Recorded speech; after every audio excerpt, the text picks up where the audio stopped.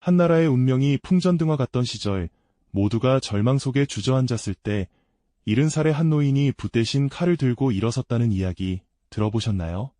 그는 오랑캐의 밥을 먹느니 차라리 굶어 죽겠다고 선언하며 그 누구도 예상치 못한 마지막 저항의 불꽃을 피웠습니다. 도대체 무엇이 그를 그렇게 비장한 결단으로 이끌었을까요? 왜 그는 모두가 포기했던 싸움을 기꺼이 시작했던 걸까요? 오늘 우리는 조선이 가장 비참했던 순간, 이름 없는 민초들과 함께 마지막까지 뜨거운 의지를 불태웠던 한 영웅의 삶을 따라가 볼까 합니다. 그의 이야기는 단순한 죽음이 아닌 시대를 초월하여 우리에게 전해질 강력한 메시지를 품고 있죠. 잊혀서는 안 될 뜨거운 정신과 가슴 먹먹한 희생의 진정한 의미를 목격하는 시간이 될 것입니다. 19세기 말, 조선은 마치 폭풍우 속의 작은 배와 같았습니다. 대륙을 집어삼키려는 거대한 열강들의 그림자가 한반도를 옥죄어 오고 있었죠. 특히 일본의 침략 야욕은 날이 갈수록 노골적으로 드러나 마치 굶주린 맹수처럼 우리 국토를 노려보고 있었습니다. 곳곳에서 들려오는 불안한 소식들은 백성들의 가슴을 얼어붙게 만들었고요. 한양의 궁궐에는 어둠이 짙게 드리워져 있었습니다. 고종 황제는 망국의 위기 앞에서 속수무책이었고 탐욕스러운 대신들은 제 입속 챙기기에 급급했죠. 그 혼란의 한가운데 1905년 11월 강제로 체결된 을사늑약은 조선의 숨통을 완전히 끊어놓는 비극적인 사건이었습니다. 외교권을 빼앗기고 나라의 주권이 뿌리째 흔들리는 절망적인 현실이 눈앞에 펼쳐진 것이죠. 이 조약문이 놓인 탁자 위에는 마치 피눈물이라도 흘리는 듯 잉크 자국이 번져 있는 것만 같았습니다. 백성들의 저작거리는 불안한 시선과 한숨으로 가득 찼고 멀리서 들려오는 일본군의 군화 소리는 마치 죽음의 행진곡처럼 들려왔을 겁니다. 이대로 나라가 사라질지도 모른다는 공포가 모두를 짓눌렀던 시기였죠. 바로 이때 이러한 현실을 누구보다 통탄하며 깊은 고뇌에 빠져있던 한 노학자가 있었습니다. 그는 당대 최고의 유학자로 추앙받던 면함 최익현 선생이었습니다. 초라한 서재에서 그는 붓을 든 채 깊은 상념에 잠겨 있었죠. 백발이 성성한 옆모습에는 나라의 운명을 짊어진 듯한 무거운 번민이 역력했습니다. 그는 평생을 학문에 정진하며 나라와 백성을 위한 길을 모색해왔습니다. 임금에게 직언을 서슴지 않았고 잘못된 정책에는 목숨을 걸고 반대했죠. 하지만 이제는 책상에 앉아 붓을 드는 것만으로는 이 위기를 막을 수 없다는 것을 직감했습니다. 무력감과 답답함이 그의 심장을 옥죄어 왔을 겁니다. 과연 그는 이 절망의 시대에 어떤 선택을 하게 될까요? 그의 고뇌는 이제 나라를 구하기 위한 비장한 결단으로 이어지게 됩니다. 지난 시간 우리는 나라의 운명이 풍전등화 같던 위기의 시대, 백발의 노학자 면함 최익현 선생이 깊은 고뇌 속에서 번민하던 모습을 함께 지켜봤습니다. 평생을 학문에 정진하며 나라의 안위를 모색했지만 분만으로는 거대한 폭풍을 막을 수 없다는 절망감에 휩싸여 있었죠.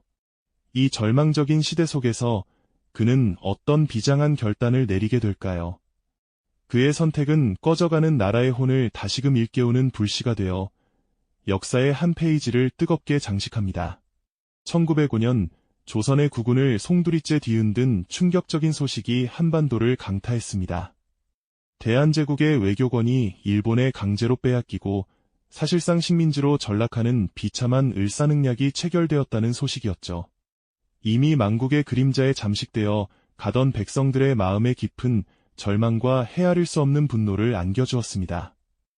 이 비통한 소식은 면함 최익현 선생의 평생을 지탱해온 굳건한 지조와 애국심을 뿌리째 흔들어 놓는 결정적인 계기가 됩니다. 나라의 주권이 송두리째 강탈당하는 참담한 현실에 직면한 최익현 선생은 더 이상 좌시할 수 없다고 판단했습니다. 70이 넘은 노구를 이끌고 그는 붓 대신 칼을 들기로 결심했죠. 나라의 밥을 먹었으니 나라를 위해 죽는 것이 마땅하다는 비장한 마음으로 피를 토하듯 한 장의 경문을 써 내려갔습니다. 외적의 밥을 먹느니 차라리 굶어 죽겠다는 그의 굳건한 의지와 함께 모든 백성에게 나라를 위해 일어서라는 절규가 고스란히 담겨 있었습니다. 최익현 선생의 경문은 마치 메아리처럼 전국 팔도에 빠르게 퍼져나갔습니다. 이름 없는 민초들에게는 한 줄기 빛과 같은 희망이자 억압받던 울분을 터뜨릴 기회처럼 느껴졌을 겁니다. 신분 고하를 막론하고 각지에서 수많은 백성들이 그의 뜻에 동참하기 위해 모여들기 시작했죠. 나이 지긋한 노인부터 혈기왕성한 젊은이, 농부와 상인, 심지어 학자들까지. 그들은 가진 것이라곤 몽둥이와 낫, 낡은 총 한 자루뿐이었지만 나라를 지키겠다는 뜨거운 열망 하나로 굳건히 뭉쳤습니다. 마치 마른 들판에 불이 붙듯 의병의 불길이 삽시간에 타오르는 순간이었죠. 백발이 성성한 노선비 최익현 선생은 이제 더 이상 고요한 서재에 앉아 학문을 논하는 유학자가 아니었습니다. 그는 직접 말을 타고 의병들의 선두에 서서 그들을 독려하고 이끌었죠. 그의 굽히지 않는 기계와 나라를 향한 강직한 충절은 수많은 의병들에게 용기와 희망을 불어넣어 주었습니다. 70 노구에도 꺼지지 않는 뜨거운 애국심과 함께 이 절망적인 상황 속에서도 기어이 나라를 지켜내고야 말겠다는 비장한 의지가 그의 눈빛에 역력했습니다. 그의 비장한 모습은 모든 의병에게 살아있는 등불과도 같았을 겁니다. 그렇게 결성된 의병부대는 마침내 전라북도 태인 지역에서 일본군과 처음으로 대치하게 됩니다. 압도적인 화력과 잘 훈련된 현대식 무기로 무장한 일본군에 맞서 의병들은 오직 나라를 지키겠다는 일념 하나로 뭉쳐 있었죠. 낡은 무기와 부족한 훈련에도 불구하고 그들은 한치의 물러섬도 없이 용감하게 싸웠습니다. 하지만 기관총과 대포로 무장한 일본군에 비하면 의병들의 전력은 너무나도 미약했습니다. 총탄과 화염이 휩쓰는 전장은 아비규환 그 자체였고 수많은 의병들이 쓰러져갔습니다. 의병들은 수적으로나 무기적으로 절대적인 열세였지만 그들의 용기는 결코 꺾이지 않았습니다. 그러나 일본군은 의병들의 사기를 꺾기 위해 온갖 회유와 협박을 일삼았죠. 늙은 최익현에게 속아 목숨을 버리지 말라며 항복을 종용하기도 했습니다. 하지만 의병들은 흔들리지 않았습니다. 그들의 눈빛에는 죽음을 두려워하지 않는 비장함이 가득했죠. 결국 압도적인 전력 차이를 극복하기는 어려웠습니다. 치열한 전투 끝에 최익현 선생과 그의 의병들은 일본군에게 포위되어 결국 투항하게 됩니다. 이는 피할 수 없는 비극적인 운명처럼 보였습니다. 백발의 노장 최익현 선생은 일본군에게 잡히는 순간에도 흐트러짐 없는 당당한 모습을 잃지 않았습니다. 그의 의연한 태도에 일본군조차 감히 고개를 들지 못할 정도였다고 전해지죠. 그렇게 그는 붙잡혀 대마도로 압송되는 배에 오르게 됩니다. 배 안에서도 그의 표정은 굳건했습니다. 나라를 잃은 슬픔과 분노가 그의 온몸을 감쌌지만 그의 의지는 조금도 꺾이지 않았습니다. 그는 이 절망적인 상황 속에서도 또 다른 형태의 저항을 계획하고 있었을지도 모릅니다. 그의 불굴의 투쟁은 감옥에서도 결코 멈추지 않을 테니까요. 이전 회차에서 보셨듯이 대마도로 압송되는 배 위에서도 최익현 선생의 표정은 흔들림 없었죠. 육신은 비록 적의 소나기에 잡혔을지언정 그의 정신만은 결코 굴복하지 않으리라는 굳은 의지가 온몸을 감싸고 있었을 겁니다. 대마도 감옥에 갇힌 그는 이제 또 다른 형태의 처절한 투쟁을 시작하게 되는데요. 그것은 바로 자신을 향한 그리고 민족의 자존심을 지키기 위한 마지막 저항, 단식이었습니다. 일본은 최익현 선생을 회유하기 위해 온갖 노력을 기울였습니다. 따뜻한 잠자리와 맛있는 음식을 제공하며 그의 마음을 돌리려 했죠. 하지만 선생은 단호했습니다. 오랑캐의 곡식은 한 톨도 먹을 수 없다. 그는 일본이 주는 음식은 물론 물 한 모금조차 거부하며 자신의 뜻을 굽히지 않았습니다. 이는 단순한 굶주림을 택하는 것이 아니었습니다.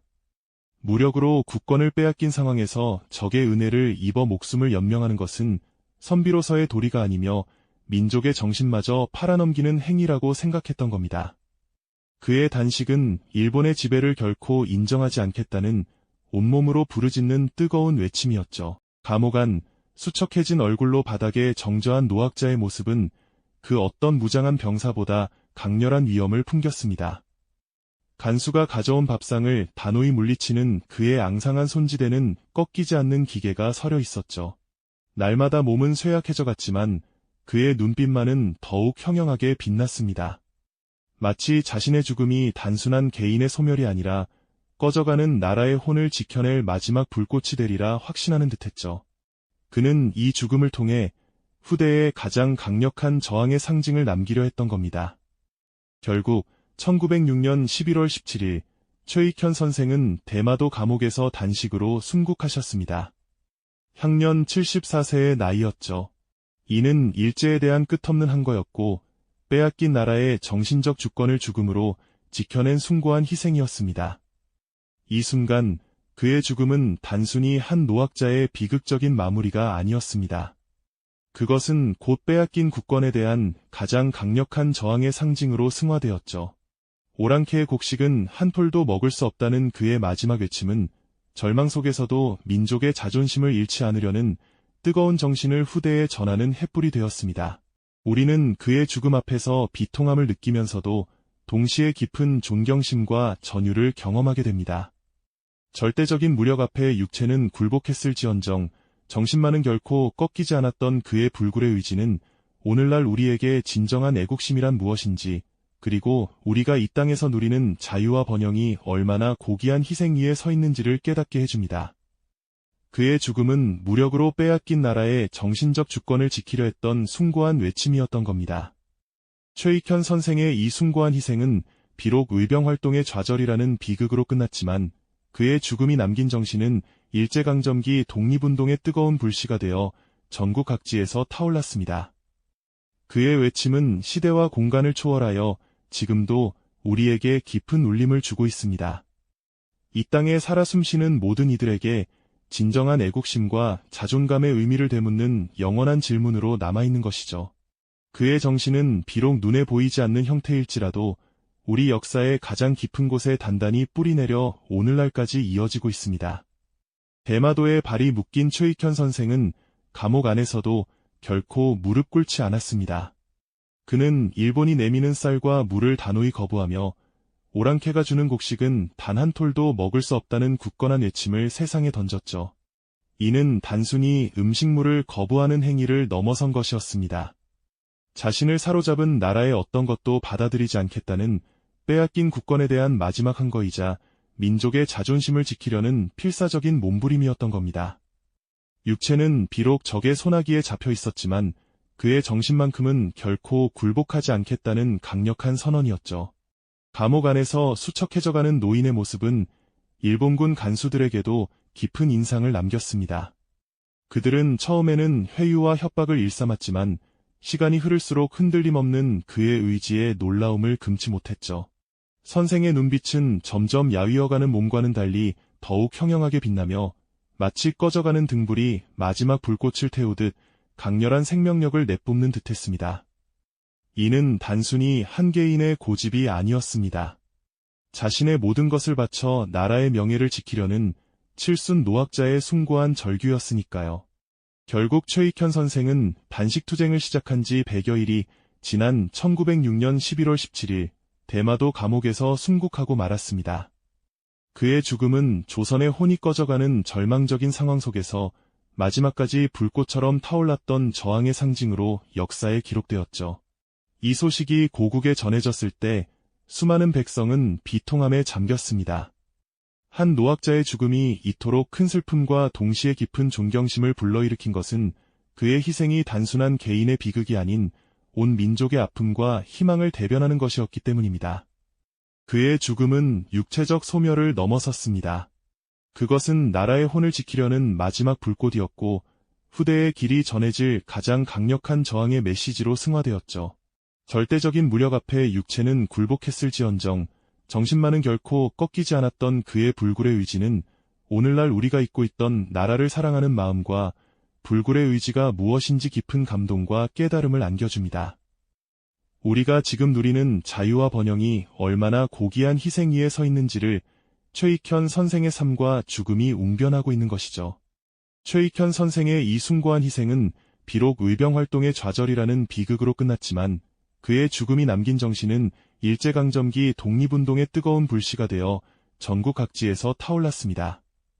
그의 외침은 시대와 공간을 초월하여 지금도 우리에게 깊은 울림을 주고 있습니다. 이 땅에 살아 숨쉬는 모든 이들에게 진정한 애국심과 자존감의 의미를 되묻는 영원한 질문으로 남아있는 것이죠. 그의 정신은 비록 눈에 보이지 않는 형태일지라도 우리 역사의 가장 깊은 곳에 단단히 뿌리내려 오늘날까지 이어지고 있습니다. 이 영상이 도움이 되셨다면 좋아요와 구독 부탁드립니다. 여러분의 응원이 제게 큰 힘이 됩니다. 다음 영상에서도 더 유용한 정보를 공유하겠습니다. 감사합니다.